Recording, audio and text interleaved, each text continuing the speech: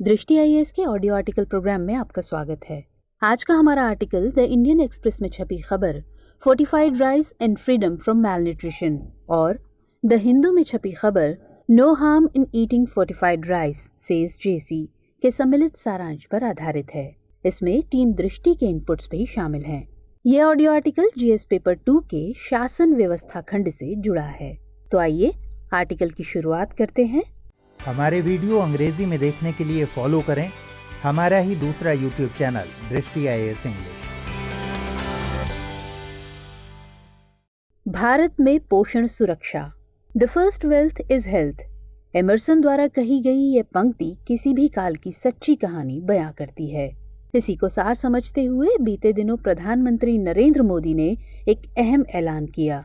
स्वतंत्रता दिवस के अवसर पर उन्होंने भारत में कुपोषण की समस्या से लड़ने के लिए फोर्टिफाइड राइस के वितरण को एक अहम साधन बताया और इस ऐलान के बाद से भारत की विभिन्न आंगनवाड़ियों में फोर्टिफाइड राइस का वितरण शुरू कर दिया गया। हालांकि 2018 से ही हर साल सितंबर महीने को पोषण माह के रूप में मनाया जाता है, जिसका मकसद देश की बड़ी आबादी के बीच पोषण के प्रति जागरूकता को बढ़ावा देना है। इसकी वजह है कि भारत में बाल कुपोषण और महिलाओं में खून की कमी जैसी समस्या की जड़ें बेहद गहरी हैं। ऐसे में वैश्विक स्तर पर खुद को एक शक्तिशाली देश के रूप में स्थापित करने के लिए देश की जनता का स्वस्थ और खुशहाल रहना पहली प्राथमिकता होनी चाहिए। हालांकि भारत सरकार इन लक्ष्यों को हासिल करने के लिए कई वर्षों से प्रयासरत है, लेकिन विशाल जनसंख्या, गरीबी और भुखमरी की स्थिति में खाद्य सुरक्षा तो एक अहम पहलू है ही, पोषण सुरक्षा जैसे पहलू भी वक्त की मांग हो गए हैं। इसलिए आज के इस लेख के जरिए हम न सिर्फ समझेंगे कि खाद्य सुरक्षा और पोषण सुरक्षा में क्या अंतर है, बल्कि पोषण सुरक्षा के मामले में भारत की क्या स्थिति है। साथ ही भारत में कुपोषण और भुखमरी के हालात की भी पड़ताल करते हुए इससे निपटने के उपायों पर भी विचार करेंगे। तो आइए सबसे पहले खाद्य सुरक्षा और पोषण सुरक्षा में अंतर को समझते हैं। दरअसल खाद्य सुरक्षा और पोषण सुरक्षा दोनों अलग अलग चीजें हैं। वैसे देखा जाए तो भारत के अनाज गोदाम अनाजों से भरे पड़े हैं और सरकार का अनुमान है कि इस वर्ष देश में खाद्यान्न का रिकॉर्ड उत्पादन होगा। दूसरी ओर भारत में भोजन की उपलब्धता की भी समस्या नहीं है, यानी कि भारतीयों के पास खाद्य सुरक्षा है, क्योंकि खाद्य सुरक्षा का मतलब ही है कि भूख मिटाने के लिए पर्याप्त भोजन की उपलब्धता हो। लेकिन आजकल हम जिस समस्या से जूझ रहे हैं वह कुपोषण यानी पोषण सुरक्षा का मुद्दा है। पोषण के लिए सिर्फ भोजन मिलना काफी नहीं है, बल्कि भोजन में आवश्यक पोषक तत्व की मौजूदगी भी जरूरी है ताकि बच्चों व महिलाओं का पूरा विकास हो सके। भारत में उत्पन्न अनाज और फल तथा सब्जियों का उपयोग हो तो रहा है, लेकिन यहाँ लोग पर्याप्त मात्रा में पोषण तत्वों और माइक्रोविटामिन का प्रयोग नहीं कर पा रहे हैं। यही कारण है कि भारत में कुपोषण की समस्या बहुत अधिक बढ़ गई है। ऐसे में जरूरत इस बात की है कि भारत खाद्य सुरक्षा से ऊपर उठकर पोषण सुरक्षा पर भी अधिक ध्यान दे, क्योंकि अगर ऐसा नहीं हुआ तो ग्लोबल हंगर इंडेक्स में भारत की स्थिति और भी खराब हो सकती है। आइए अब ग्लोबल हंगर इंडेक्स में भारत के प्रदर्शन पर एक नजर डालते हैं। ग्लोबल हंगर इंडेक्स या वैश्विक भुखमरी सूचकांक के नवीन आंकड़े बताते हैं कि 107 देशों की सूची में भारत 94वें पायदान पर है। रिपोर्ट के मुताबिक भारत भूख की गंभीर स्थिति की श्रेणी में आता है। वैश्विक पोषण रिपोर्ट 2020 के दावों पर यकीन करें तो भारत दुनिया के उन 88 देशों में शामिल है जो संभवतः 2025 तक वैश्विक पोषण लक्ष्यों को प्राप्त करने में सफल नहीं हो सकेंगे। यानी बच्चों में कम वजन और उनकी वृद्धि में रुकावट जैसी विसंगतियों से हम लंबे समय तक जूझने वाले हैं। यह तो बात हो गई विदेशी रिपोर्ट्स की। अगर भारत सरकार के राष्ट्रीय परिवार स्वास्थ्य सर्वेक्षण 5 की माने तो भारत में बाल कुपोषण की स्थिति गंभीर बनी हुई है। देश के आधे से ज्यादा राज्यों के बच्चों में बौनेपन और लंबाई के साथ वजन में कमी, जिसे अंडरवेट कहा जाता है, जैसी समस्याओं में वृद्धि हुई है। हैरानी की बात यह है कि यह समस्या बड़े राज्यों जैसे गुजरात, महाराष्ट्र, पश्चिम बंगाल, तेलंगाना, असम और केरल में विद्यमान है। भारत में लंबे समय से ऐसा भयंकर कुपोषण है जिसके चलते बच्चों की लंबाई रुक जाती है और उम्र के हिसाब से शरीर का विकास नहीं हो पाता। कुपोषण का यह सबसे अहम संकेत माना जाता है। आमतौर पर देखा गया है कि इस वृद्धि को रोकने वाले कुपोषण से पीड़ित अधिकतर बच्चे आदिवासी समुदायों से होते हैं। मतलब खाने पीने की पौष्टिक चीजों से भरपूर वन क्षेत्रों के आसपास रहने वाले ये लोग भी पोषण से वंचित हैं। इससे साफ पता चलता है कि आदिवासी परिवारों को कई वजहों से उनका पौष्टिक आहार मिलना बंद हो गया है। सरकारी आंकड़े बताते हैं कि 72% आदिवासी महिलाओं को सप्ताह में एक बार भी फल खाने के लिए नहीं मिलता। यानी सरकारी सस्ते अनाज के चलते खाद्य सुरक्षा तो मिल रही है, लेकिन पोषण का स्तर गिरता जा रहा है। ऐसे में हमें सोचना होगा कि लोगों तक अन्न के बजाय पौष्टिक आहार कैसे पहुंचाया जाए। सवाल है कि जब हर एक परिवार को तय मात्रा में अनाज मुहैया कराना ही मुश्किल हो रहा है, तो ऐसे में पौष्टिक आहार को घर घर पहुंचाना कैसे मुमकिन हो सकेगा। लेकिन अगर इस मामले में सामने आने वाली चुनौतियों का तोड़ निकाला जाए तो ऐसा संभव हो सकता है। अब सवाल है कि ये चुनौतियां क्या क्या हैं।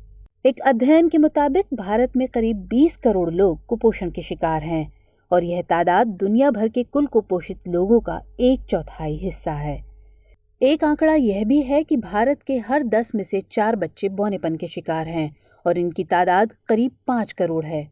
भारत में बच्चों और किशोरों में अधिक वजन और मोटापे के प्रसार में भी वृद्धि हुई है, जिसके चलते वयस्कता में वे गैर संचारी रोगों से ग्रसित हो रहे हैं। सरकार के पास बड़े पैमाने पर खाद्य सुरक्षा और गरीबी को खत्म करने वाले कार्यक्रम हैं, लेकिन समावेशन के मामले में बहुत बड़ा गैप है।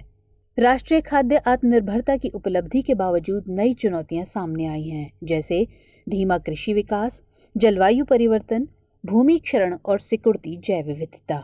असंतुलित उर्वरक के उपयोग तथा यूरिया के अत्यधिक उपयोग के कारण भारत में कृषि भूमि के बड़े हिस्से बंजर हो गए हैं।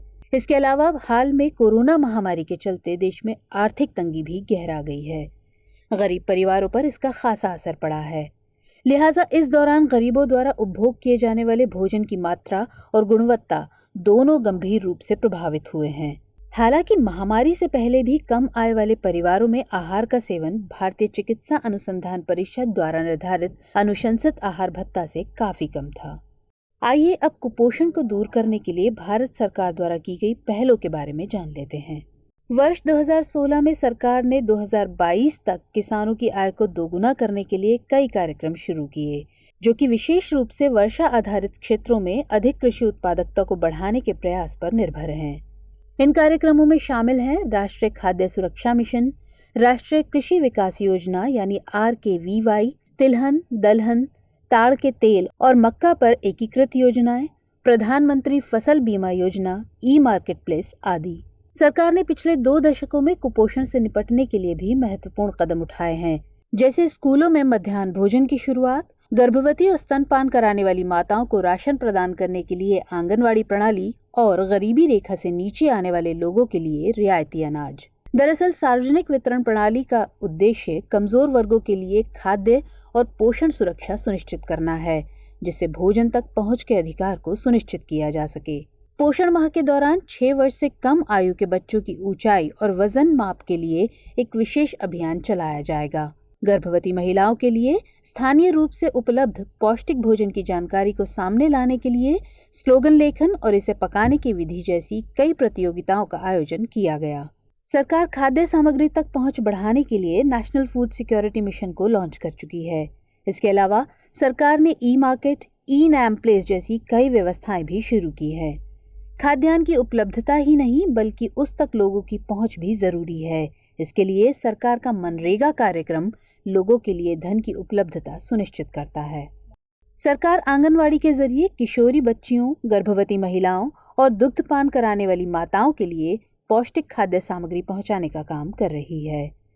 इसके अलावा मिड डे मील स्कीम द्वारा भी पौष्टिक भोजन का वितरण सुनिश्चित किया जा रहा है। सभी प्रमुख योजनाओं के अतिरिक्त वर्तमान में सरकार द्वारा फोर्टिफाइड राइस का वितरण इस दिशा में एक नया और सराहनीय कदम माना जा सकता है। महाराष्ट्र और गुजरात सहित 6 राज्यों ने पायलट योजना के तहत फोर्टिफाइड चावल का वितरण शुरू कर दिया है। दरअसल फूड फोर्टिफिकेशन खाद्य पदार्थ या संवर्धन भोजन में सूक्ष्म पोषक तत्वों को शामिल करने की प्रक्रिया है। मंत्रालय के दिशा निर्देशों के तहत फोर्टिफाइड राइस के 10 ग्राम को 1 किलो नियमित चावल के साथ मिश्र किया जाना चाहिए। गौरतलब है कि भारतीय खाद्य निगम की स्थापना भी भारत के कृषि क्षेत्र के लिए की गई प्रमुख पहलों में से एक है। इसकी स्थापना खाद्य निगम अधिनियम 1964 के तहत की गई है। यह सार्वजनिक वितरण प्रणाली के लिए पूरे देश में खाद्यान्न का वितरण, राष्ट्रीय खाद्य सुरक्षा सुनिश्चित करने के लिए खाद्यान्नों का परिचालन और बफर स्टॉक के संतोषजनक स्तर को बनाए रखने जैसे कार्य देखता है। भारत की एकीकृत बाल विकास सेवा यानी ICDS की कल्पना एक अच्छा प्रयास माना जाता रहा है और देश भर में करीब 14 लाख आंगनवाड़ी केंद्रों के साथ इसे व्यापक बनाया गया है। हालांकि भारत को बुनियादी ढांचे में बहुत अधिक सुधार की जरूरत है। भारत सरकार का पोषण अभियान भी एक अच्छा उपाय है और इसे गंभीरता से लागू करना प्रमुखता होनी चाहिए। पोषण अभियान और पोषण मिशन 2.0 को समुदाय के स्वामित्व वाला समुदाय संचालित मिशन बनाना चाहिए। इसकी सहायता से ICDS में सेवा वितरण में सुधार होने की संभावना है। इस सब के मद्देनजर आइए अब समझते हैं कि ऐसे में और क्या कुछ किए जाने की जरूरत है। देश में जैसे खाद्य सुरक्षा के लिए हरित क्रांति शुरू की गई थी, वैसे ही कुपोषण से राहत पाने के लिए सफेद क्रांति शुरू की गई है। इसके माध्यम से प्रोटीन प्रचुरता वाले दूध का उत्पादन और वितरण सुनिश्चित करने की योजना है। भारत में विद्यमान पोषण और आजीविका चुनौतियों का समाधान करने के लिए संयुक्त राष्ट्र साथ आया है, तो भारत सरकार को चाहिए कि वह पोषण सेवाओं को आगे बढ़ाने और घर में भोजन और देखभाल आदि में सुधार करने के लिए संयुक्त राष्ट्र की नीतियों का अनुसरण करे। साथ ही सरकार को किसानों को पोषण युक्त अनाज और फल सब्जियों के उत्पादन के लिए प्रोत्साहित करना चाहिए। बच्चों में बौनेपन और वजन की कमी को दूर करने के लिए एक संतुलित खान पान को भी प्रोत्साहित किया जाना चाहिए। इसके अतिरिक्त सरकार को चाहिए कि वह खुले में शौच को खत्म करने के लिए अधिक स्वच्छता रखने तथा हॉस्पिटल तक आसानी से पहुंच जैसी चीजों पर ध्यान दे। इसके अलावा देश में गरीबी कम करने और इसे खत्म करने जैसे कार्यक्रमों, विशेष रूप से मनरेगा और राष्ट्रीय ग्रामीण आजीविका मिशन पर ध्यान देने की जरूरत है, ताकि खाद्य सामग्री तक सबकी पहुंच सुनिश्चित की जा सके। देश में स्कूल और आंगनवाड़ी आदि के स्तर पर पोषण युक्त भोजन के अतिरिक्त कई अन्य पौष्टिक युक्त सामग्रियों और दवाओं का वितरण किया जाना चाहिए। सरकार को कृषि और आजीविका आयामों को मजबूत करने में भी सहायता प्रदान करनी चाहिए। भारत में महिलाओं और बच्चों में कुपोषण का स्तर बहुत अधिक है। खाद्य मंत्रालय के मुताबिक देश में हर दूसरी महिला एनीमिक है और हर तीसरा बच्चा अविकसित या छोटे कद का है। तो ऐसे में भारत सरकार को पोषण पर अधिक ध्यान देने की आवश्यकता है। लेकिन यहाँ महत्वपूर्ण मुद्दा कार्यान्वयन में सुधार का है। तो जिन लोगों को सेवाओं की आवश्यकता है, उन्हें प्राथमिकता के आधार पर कार्यक्रम द्वारा लक्षित किया जाना चाहिए। कुपोषण से निपटने के लिए फूड फोर्टिफिकेशन सबसे उपयुक्त तरीकों में से एक माना जाता है। चावल भारत के प्रमुख खाद्य पदार्थों में से एक है, जिसका सेवन लगभग 2/3 आबादी करती है। इसलिए सूक्ष्म पोषक तत्वों के साथ चावल को फोर्टिफाइड करना गरीबों के आहार को पूरक करने का एक विकल्प है। बहरहाल सरकार को चाहिए कि उनमें एक राजनीतिक इच्छा शक्ति पैदा हो, ताकि कार्यक्रमों का सही क्रियान्वयन हो सके। आइए अब बारी है आज के सवाल की। खाद्य सुरक्षा और पोषण सुरक्षा में क्या अंतर है? भारत में कुपोषण से संबंधित क्या क्या चुनौतियां हैं? इनके समाधान पर चर्चा कीजिए।